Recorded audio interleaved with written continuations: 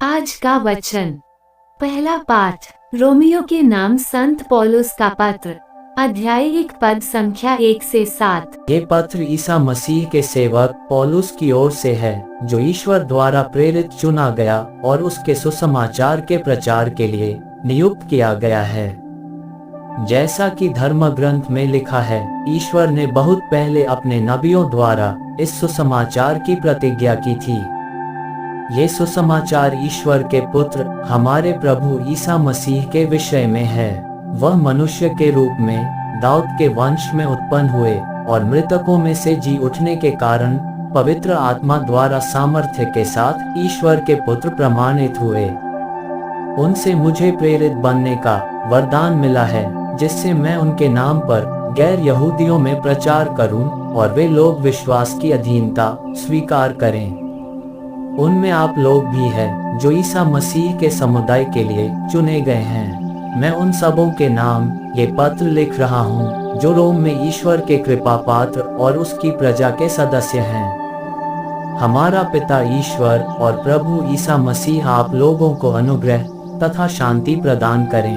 यह प्रभु की वाणी है।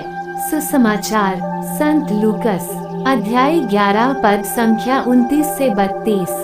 भीड़ की भीड़ उनके चारों ओर उमड़ रही थी और वे कहने लगे, यह एक विधर्मी पीढ़ी है।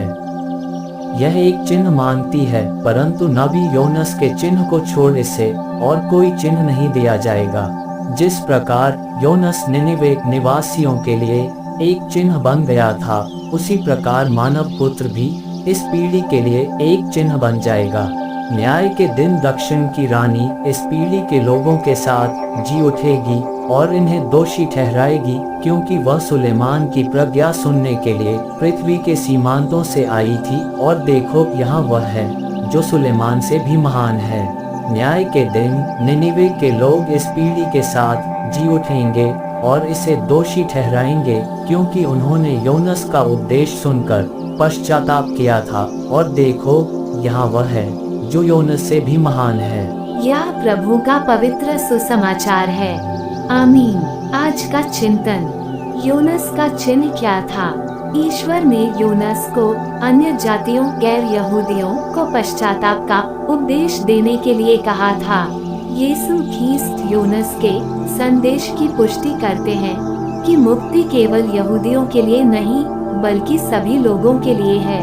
निनिवे के लोग और दक्षिण की रानी यीशु ख्रीस्त द्वारा अपने श्रोताओं को दिए जा रहे सबूतों के आधार पर नहीं, बल्कि ईश्वर की वाणी पर ईश्वर की ओर अभिमुख हुए थे। यीशु ख्रीस्त ईश्वर के एकलौते पुत्र हैं, जो उन लोगों के पास आए जिनसे वे बहुत प्यार करते थे, लेकिन उन्होंने उन्हें अस्वीकार कर दिया। हमारे पास पुनर्जीवित यीशु ख्रीस्त की प्रत्यक्षदर्शी सुसमाचार है, पेंतेकोस्त की पवित्र आत्मा की निरंतर शक्ति, बाइबल तक की आसान पहुंच और कलीसिया के माध्यम से यीशु ख्रीस्त के 2000 वर्षों के कार्यों का ज्ञान है। इन सभी उपलब्ध ज्ञान और अंतर्दृष्टि के साथ यीशु ख्रीस्त के प्रति हमारी प्रतिक्रिया और भी अधिक पूर्ण और संपूर्ण हृदय से होनी चाहिए। क्या हमने इन संसाधनों का उपयोग अपने विश्वास की वृद्धि के लिए की है? आमीन।